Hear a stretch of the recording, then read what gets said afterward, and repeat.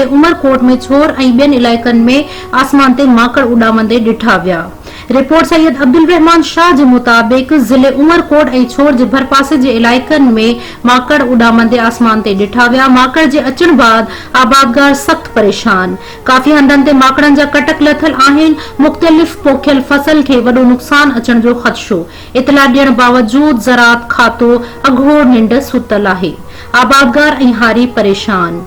फसलनि ते माकड़नि जो हमलो सख़्त जारी आहे। जेकॾहिं माकड़नि जो हमलो एमरजेंसी बुनियादुनि ते न रोकियो वियो त पूरे ज़िले उमरकोट माकड़नि जी लपेट में अची वेंदो। ग़रीब माण्हुनि जो जीअण जंजाल थी वेंदो।